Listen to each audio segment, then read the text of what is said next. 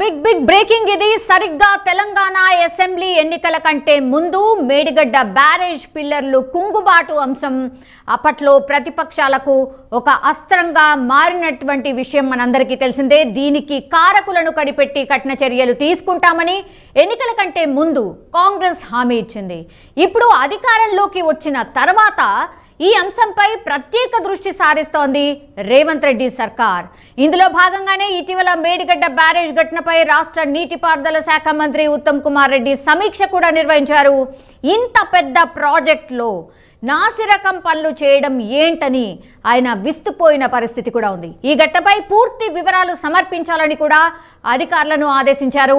ఈ ఘటనకు బాధ్యులైన వారిని వదిలిపెట్టే సమస్యే లేదని కూడా హెచ్చరించారు. ఇదిలా ఉండగా మేడిగడ్డ పిల్లర్ కుంగిన ఘటనపై కాంగ్రెస్ నేత నిరంజన్ హైకోర్టులో పిటిషన్ దాఖలు చేశారు. మేడిగడ్డ బ్యారేజ్ కుంగడంపై పిటిషనర్ అనుమానాలు వ్యక్తం చేశారు.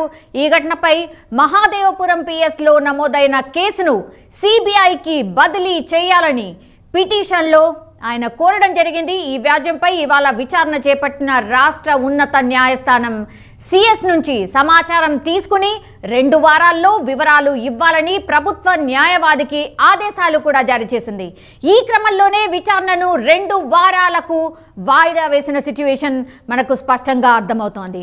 ఇక కాళేశ్వరం ప్రాజెక్టుపై సమగ్ర విచారణ జరపాలని బీజేపీ నేత రఘునందన్ రావు డిమాండ్ చేస్తున్నారు. కాళేశ్వరంపై సిబిఐ విచారణ జరిపించాలని గతంలో కాంగ్రెస్ డిమాండ్ చేసిందన్న విషయాన్ని ఆయన గుర్తు కూడా చేస్తూ ఉన్నారు.